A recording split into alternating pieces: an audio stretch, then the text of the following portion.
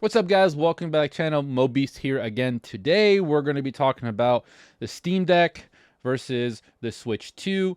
The Switch 2 has been out for about a month now, and this topic of conversation has been out for several months now since the Switch 2 was officially announced. But now the Switch 2 is a month old. I start seeing some of the conversations around what people think about it, and I've seen some of the past conversations when it was first announced. But before we begin, I'd like to thank all of you for always watching and supporting the channel. We've passed 1,000 subs, so thank you to you guys. I hit my goal 6 months early. So the goal for the rest of 6 months, it is a big jump, but we're going to go for 10,000 subs. So if you haven't already, please subscribe. If you're new here, please do. If you like the video, please press like, leave a comment. If you don't like the video, you can press dislike as well. Please let me know in the comments below what further suggestions for future videos, your comments, concerns, your thoughts, anything, just comment down below. I'd love to hear what you guys think about it, but let's begin. So now that the Switch 2 has been out for about a month, I've had some time to play with it. I've seen some conversations that people and comments people have made about it, their perspectives, a lot of them pretty crazy. It's just the internet. And I've had my Steam Deck since launch. This was the first Steam Deck I bought, the first wave of pre-orders. I've had it for a while.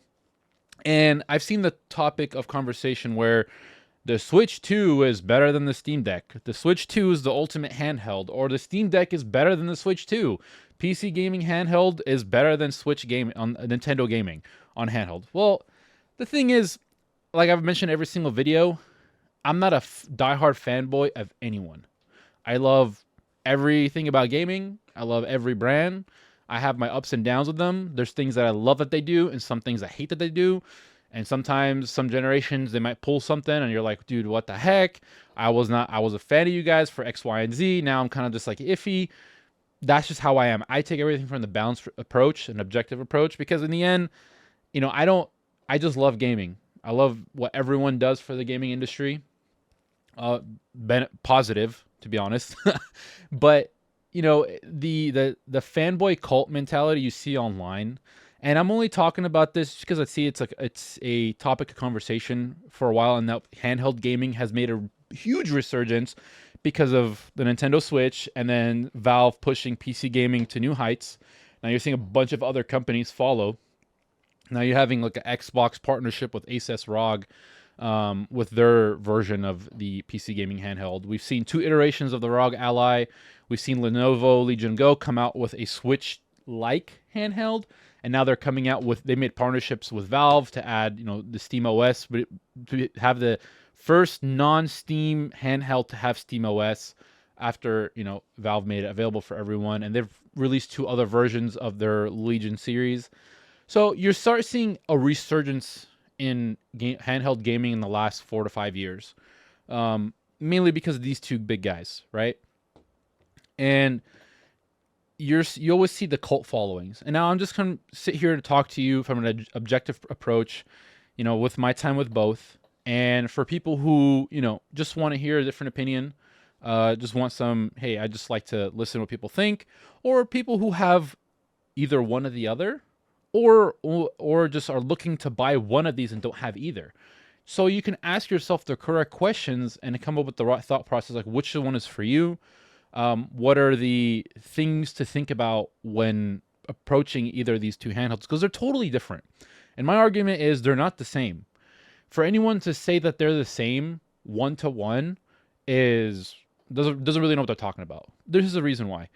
If you want to compare, I'll give you an example. Now that PC gaming handhelds have been around, you can compare the Steam Deck, right, to the Ally, Ally X, and the Lenovo series and other PC gaming handhelds. There's some other brands like I think iNeo makes some, or I forgot what was the brand. There's a couple ones from overseas, I think from Japan or China, that they make them, but they're super expensive. But you can make the argument of debating those, because what you're essentially getting is you're getting the same software, the same video games. You're having some minor features here and there that are different. The different screens, the different button layouts, the different features. Like the Steam Deck has the trackpads. Which operating system is better. But here's the thing: now you can upgrade. You might be running Windows. This runs Linux, but you can start adding different OSs like Steam OS on to your handheld. So you can make different arguments for, but for the most part, they're all in the same class, right? Because you have access to Steam, Xbox PC platform, GOG, and a bunch of other options like emulation and other things out there for PC gaming handheld. And the Nintendo Switch doesn't have any of that, right? You're just playing dedicated Nintendo games, right? Now, they're handhelds, right? You can compare the hardware behind of how they do things better, right? That's the beauty of hardware and technology. You can compare the innovation behind things or the improvements between these two over time in tech, right? But this is an NVIDIA chip, this is an AMD chip, but you can still compare, like, okay, how is this new Nintendo tech in this handheld compared to the Steam Deck's hardware of running games? Because you start to see some similar games like Cyberpunk that goes to both. But that doesn't mean just because one does better than the other in that aspect make it the ultimate handheld. There are aspects to consider because the Nintendo, you're getting Nintendo games. You're getting Mario, Zelda, Donkey Kong, Smash Bros, Mario Kart, and other, Nintendo-like third-party games that are, that come to Nintendo first or only to Nintendo. And now you're starting to see exclusive deals for limited time exclusivities with FromSoft, making it for Nintendo. Now that the Switch has been a topic of conversation for the last 7-8 years. Now the Switch 2 is just a iteration of the first Switch and an improvement. And now you're having more power, a better screen, and that this topic is continuing, and it's becoming a little bit more complex because now you're starting to see games jump to different platforms. Right now we're seeing the age of exclusivity slowly changing. You're seeing more time exclusivity. Xbox is releasing games on different platforms. Sony is releasing games on PC. Now you're starting to see Helldivers come to Xbox. Now, who knows what's going to happen in the next 5 to 10 years? But as of right now, July 2025, 1 month after the Switch 2, you can't compare the two.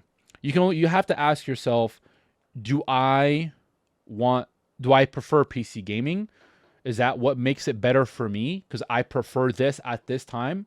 Do I prefer tinkering with things? Do I prefer emulation? Do I prefer the openness of a piece of hardware that I'm buying into? Do I prefer, Nintendo games, Mario Party, the Marios, the Zeldas, and everything because I'm buying it for the exclusivity? Because that's how it's always been for so long. Where when you buy into a platform, you're buying exclusivity. Because in the end, these companies, what they want is you to get into their platform, into their walled garden, right? Like Apple does it too. All these different tech companies do it. Like they're building a garden around you. They need you just to get into the door, get your foot into the door, and start seeing all the other tools and software that you can use. Everyone's coming up with their own AI chatbot, like Microsoft Copilot, and this and that, just so you can get you into that garden, right? That's the concept behind it. Now, it's the same thing here, and, being a diehard fanboy of either doesn't really benefit you, only, it benefits them. So when you look at it objectively, you have to really ask yourself, again, what type of games and what type of experiences do I want from a handheld device? Because Nintendo has always been around for handheld gaming, right? They've always had a handheld and a console, and you saw sometimes some crossovers later on in the generation where a console game from Nintendo, like Mario 64 or the Zeldas from the 64 era, came onto the 3DS series, right? And and eventually the SNES and NES games came to Game Boy Advance, right? They started releasing them on there. And this is the Switch and the Switch 2 are like the only outliers compared to Nintendo's history where it's just one console does both, right? They've pushed handhelds for a very long time, and they're experienced in handheld gaming a lot. And they designed games in the past for handheld players, right? Now they decided, hey, we're just going to make one console and just games for it that runs on both TV and handheld. And PC gaming handheld is still very new, right? But the thing is, because it's a PC and it's open, there's so much that you can do with it, right? It's essentially a PC in your hand. If, hey, I want a gaming device, I don't want a laptop, and I want to do some occasional work and dock it, you can. I mean, I know some people that do it, but is it optimal? No, but you have that ability to do it because that's the nature of this device compared to this. You can't really do that. We just got mouse functionality on the Switch 2. But you see where I'm getting. I can start rambling of different scenarios and everything. I just want to give you guys my 2 cents about the topic. I love both. I love what Valve and other companies have done for PC gaming handhelds. I love what Nintendo's done for the gaming industry. They've made some of my favorite games as a kid to now. They've pushed the industry in a new direction, and every company brings that to the table. And yet they still have things where you question why did they do it, and it just negatively impacts the industry, right? That's how I think. I don't have any loyalty to anyone. I just enjoy gaming. I enjoy what everyone does that's positive for the industry. You know, good games, good hardware, good for me, good for the gamers. That's how we always think, right? And you know, the Nintendo Switch 2 brings a lot of cool features and a really excitement for the future of Nintendo gaming and handheld, and I'm really excited for it. And now we're going to start seeing more exclusive games come to it. Now we're getting our first Donkey Kong game that are exclusive for the Nintendo Switch 2, and you know, some other games that were on the Switch 1 getting exclusive features like Mario Party Jamboree. But you know, the future is exciting for gaming and handheld gaming. There is a lot of negativity out there, and you know, there's over positivity, there's over cult loyalty, and there's over a lot of negativity out there. And I just want to bring that to the middle, give you guys my perspective, why I think this is why everything I just said is why I think you can't really compare the two one to one. You can compare aspects of them, but just because one does something better than the other doesn't make it the ultimate handheld, because they're not really in the same class. They have the same idea, you know, because you can have someone say, well, the Nintendo Switch is the best handheld gaming console ever, or it's better than PC gaming, handheld PC gaming, excuse me. Well, if you ask the person what games they usually play and what other consoles they have, they might just be a Nintendo, you know, fanboy, right? They love Nintendo, which is fine. I love Nintendo too. But just to say that this is better than the Steam Deck or the Steam Deck is better than the Switch, you know, I mean, there are ways you could play Nintendo games on the Steam Deck. I'm not going to really say, but I've seen people do it. But yeah, you can. But that's a whole other topic. But this, just because it can do it doesn't make it the better handheld, because they're not the same one to one. You have to kind of look at an even playing field, and you really can't with these two because they're not in the same class, right? You can't compare, you know, a heavyweight like John Jones compared to BJ Penn, who's the better fighter. Like, you can compare their careers, right? You know, like what they've done. But if you put them to an actual cage match, like, John Jones would eat them because it's the size, right? And the reach and everything. The slim chances of BJ Penn beating John Jones is very slim. But you get my point. But that's it, guys. I've rambled enough, and I've given you guys my opinions and 2 cents. Let me know in the comments below what you think. Be respectful to each other. You know, just be, you know, balanced and objective approach. If you prefer one or the other for a specific reason, that's totally cool.